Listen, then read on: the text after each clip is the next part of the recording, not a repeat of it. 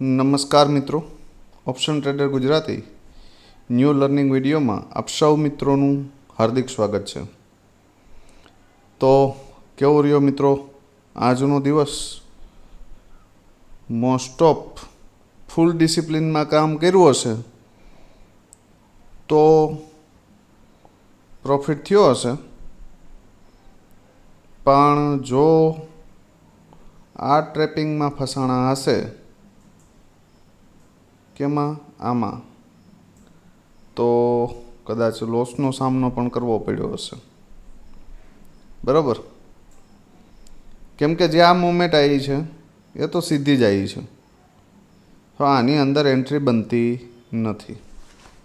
બરાબર, એન્ટ્રી બને છે આ એરિયામાં, પણ અહીંયા જે આ રેન્જ બનાવી છે ને ત્યારે કોલનું સેટઅપ આપ્યું છે ટ્રિપલ બોટમનું.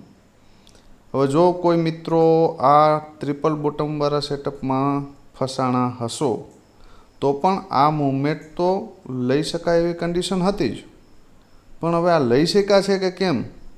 કેમ કે જે મિત્રોને આ બે કેન્ડલની સાયકોલોજીની ખબર પડી હશે એને આ મૂવ કેપ્ચર કર્યો હશે. કેમ કે આ જે કેન્ડલ છે, ગઈકાલે આપણે ક્લીન ભાષામાં વાત થઈ હતી કે અપસાઇડ માટે 25,600 અને ડાઉન સાઇડ માટે 25,476. જ્યાં સુધી માર્કેટ આ બેની વચ્ચે છે ત્યાં સુધી બોટમથી બાય, ટોપથી સેલ, આ બે વસ્તુ થઈ શકે. બરાબર, પણ સેલિંગમાં આપણી પાસે બેઝ હતો નહીં, કેમ કે માર્કેટ ગેપ અપ ઓપન થયું હતું. બરાબર છે. હવે પુટની અંદર બેઝ નથી, કોલના પ્રીમિયમ ઉપર છે, તો એ બાય બની ન શકે. બરાબર, તો મોર્નિંગમાં તો આપણી પાસે કોઈ ઓપોર્ચ્યુનિટી મળી નહીં, પણ આ જ્યારે રેન્જ બની છે ત્યારે કોલની અંદર ટ્રિપલ બોટમવાળું એક સેટઅપ હતું અને એમાં 10-15 પોઈન્ટ અહીંયા આપ્યા છે એસએલ ટ્રેલ થાય એટલા. બરાબર, આનાથી વિશેષ કંઈ આપ્યું નથી. પણ જ્યારે આ કેન્ડલે ક્લોઝ આપ્યું છે ને છતાં પણ આની અંદર બાયર હતા, આની અંદર એન્ટ્રી બનતી નથી. પણ જ્યારે આ કેન્ડલનું ક્લોઝિંગ આવ્યું છે, જે બ્લાસ્ટ મોમેન્ટ મળી છે ને આ કેન્ડલના ક્લોઝિંગ પછી આવી છે, આ જે કેન્ડલનું ક્લોઝિંગ છે ફૂલ બિયરિશ ક્લોઝિંગ છે. આપણા લેવલની નીચે પણ છે અને ઉપરથી બાયરે ડાઉન સાઈડ માટે સેલ પણ કર્યું છે. આ કેન્ડલ ફૂલ બિયરિશ કેન્ડલ છે. બરાબર, અને અહીંયાથી સીધું ક્યાં આવ્યું? 25,391, જે આપણે 3 દિવસથી ચર્ચા કરતા હતા કે માર્કેટને આપણે અહીંયા જોઈએ છે, આવી ગયું. ઠીક છે.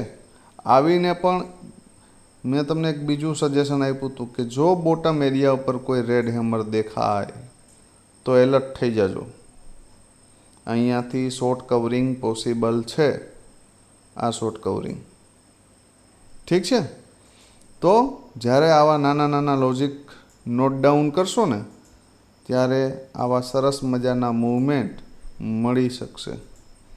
બરાબર, ભલે તમે આખો દિવસ આરામ કર્યો છે આ બધામાં, પણ આ જે મૂવમેન્ટ છે ને અપસાઇડ અને ડાઉન સાઇડની, આની અંદર સારામાં સારો પ્રોફિટ થઈ શકે. હવે બે પ્રીમિયમ ઉપર નજર નાખીએ કે એમાં શું થયું છે. સૌથી પહેલાં તો કોલનું પ્રીમિયમ, મેન વસ્તુ એ સમજવા જેવી છે. હવે તમે એક વસ્તુ વિચારો, કોલનું પ્રીમિયમ ક્યાં છે? ટોપ ઉપર. ક્યાં છે? 81 એટલે આપણા માટે ટોપ, આ યાદ રાખવું. આની અંદર યા તો અહીંયા કોઈ પોઝિટિવ કેન્ડલ બને તો અહીંયાથી બાય બનતું હતું, અહીંયા પણ પોઝિટિવ કેન્ડલ બને તો અહીંયાથી બાય બનતું હતું, અને અહીંયા પણ પોઝિટિવ કેન્ડલ બને તો બાય બનતું હતું. પણ મને તમે એક વસ્તુ સમજાવો કે આ બે લેવલ ઉપર પોઝિટિવ કેન્ડલ ક્યાં છે? ડાયરેક્ટ સીધે આ એ ફૂલ બિયરિશ કેન્ડલ, આ પણ બિયરિશ કેન્ડલ. બરાબર, અહીંયા એક પોઝિટિવ બની છે ગ્રીન, તો ભાઈ આનો સ્ટોપ લોસ કંઈક 25નો આવતો હતો, આ લો, બરાબર. પોઝિટિવ કેન્ડલ બન્યા પછી તમે એન્ટ્રી લો છો 26-27, તો અહીંયા કંઈક 3 પોઈન્ટનો સ્ટોપ લોસ આવતો હતો, એ આપી દો શાંતિથી, શું વાંધો છે, બરાબર. બાકી ક્યાંય કોલમાં એન્ટ્રી બનતી નથી. આ જગ્યા ઉપર મેં એક એટેમ્પ્ટ માર્યો હતો લગભગ 2 પોઈન્ટના સ્ટોપ લોસથી, જ્યારે આ ડીપ આવતું હતું ત્યારે, આના લો સાથે, કે કદાચ આને હોલ્ડ કરે અને એક પુલ બેક મારે, બરાબર, તો સારો એવો પ્રોફિટ થઈ જાય. સ્ટોપ લોસ આપણો નાનો છે, બરાબર, પણ એ સ્ટોપ લોસ આપણો હિટ થયો, બરાબર. પુટના ચાર્ટની અંદર એક સરસ મજાની ઓપોર્ચ્યુનિટી હતી. જો કોઈ મિત્રોએ એ લોજિક સમજ્યું હોય તો સમજાવું, ફરી વખત એ લોજિક આપી દઉં છું, ભવિષ્યમાં કામ આવશે.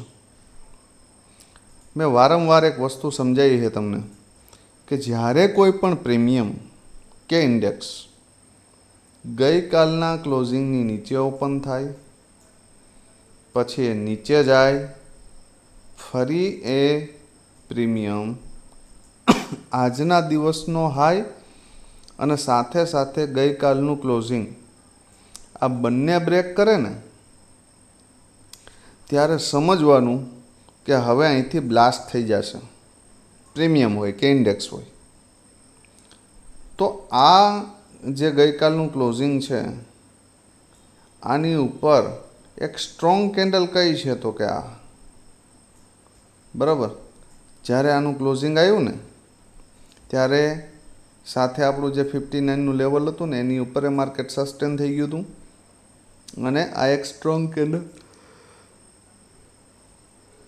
બનાવી હતી. આની અંદર એસએલ આવે આપણો 59, ફર્સ્ટ ટાર્ગેટ 101 અને સેકન્ડ 144. હવે તમને એવો પ્રશ્ન થતો હશે કે સાહેબ તમે શું કર્યું છે?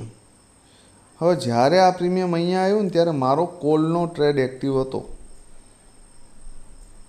ટ્રિપલ બોટમ સેટઅપની અંદર 4 લોટ મેં ડીપથી નાખ્યા હતા અને 77ની આજુબાજુ મેં સ્કેલ્પિંગ કરી અને 3 લોટ એક્ઝિટ કરી દીધા. એક લોટ મારો પેન્ડિંગ પડ્યો હતો, એટલા માટે મેં અહીંયાથી બાય કર્યું ને, અને હું લાઈવ પણ નહોતો, બરાબર. આ એક લોટ મારો 77 એક્ઝિટ થયો ને ત્યારે આ પ્રીમિયમ અહીંયા ડીપ આવ્યું હતું, અને જે આ એફવીજી છે ને એ ફિલ કરવા માટે.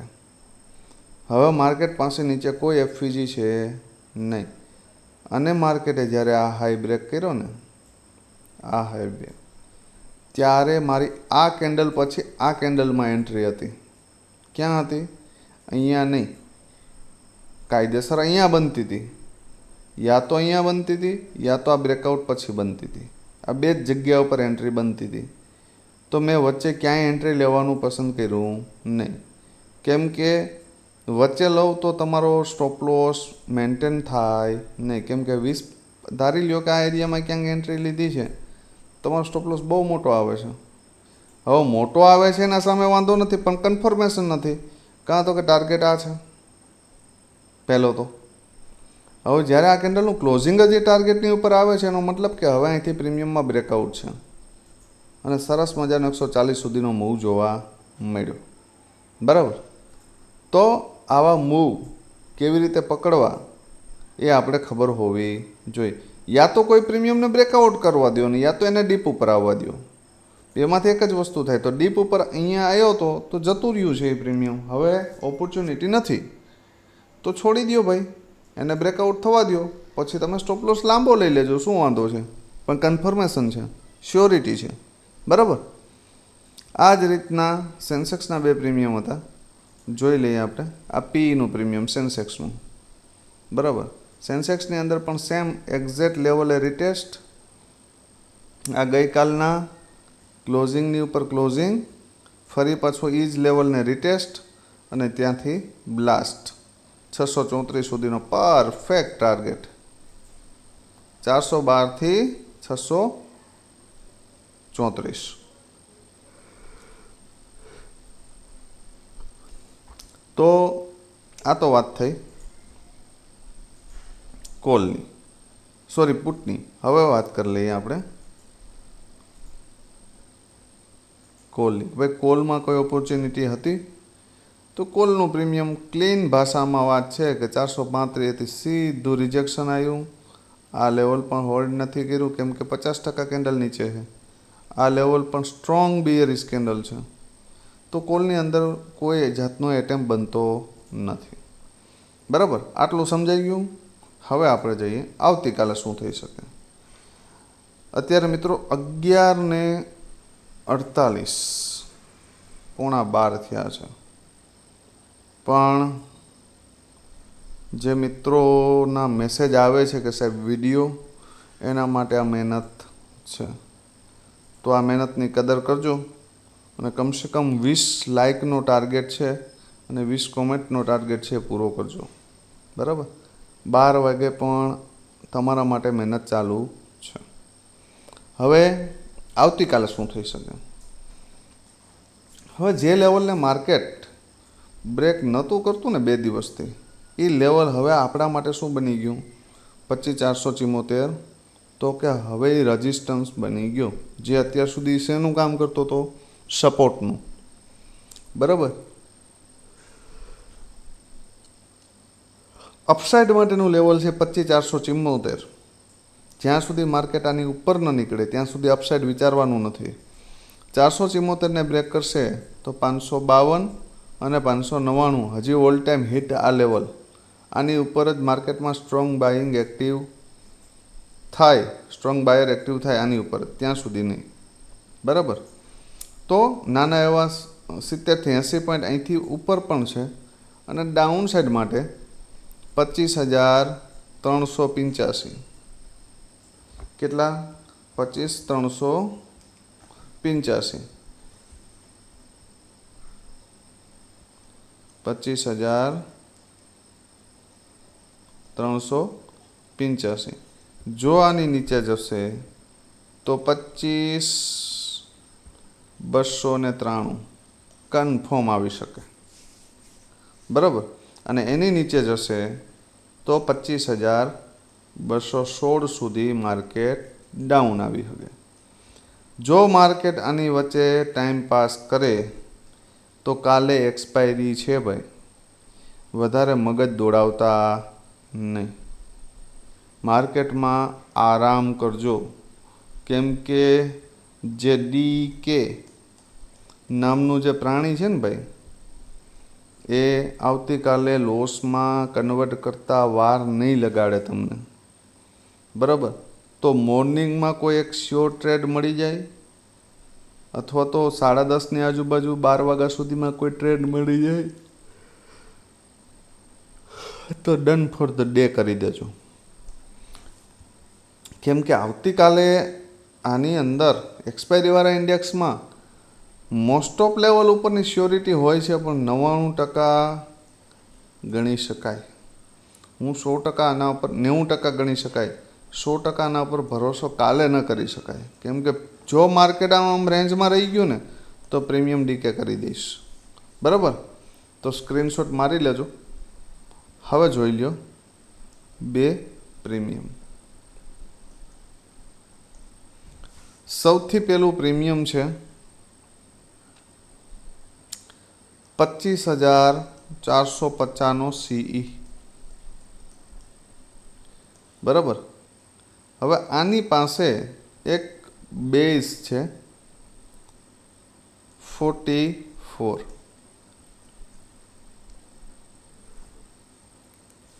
એક થોડો વીક સપોર્ટ છે 57. સ્ટ્રોંગ તો ન કહેવાય, વીક, પણ સપોર્ટ એ સપોર્ટ છે. આ સપોર્ટ એક જ કન્ડિશનમાં કામ આવશે કે માર્કેટની અંદર પ્રીમિયમ થોડું, આ કોલનું પ્રીમિયમ થોડું ગેપ અપ ઓપન થાય અને ફરી નીચે આવે તો કદાચ આનો સપોર્ટ લઈ શકે. તમને એવું ન થાય કે સાહેબે આ લેવલ આપ્યું નહોતું એટલા માટે મૂક્યું છે. બરાબર, બાકી 91ની અંદર ઉપર આ પ્રીમિયમ બાય કરી શકાય યા તો 44 બાય કરી શકાય.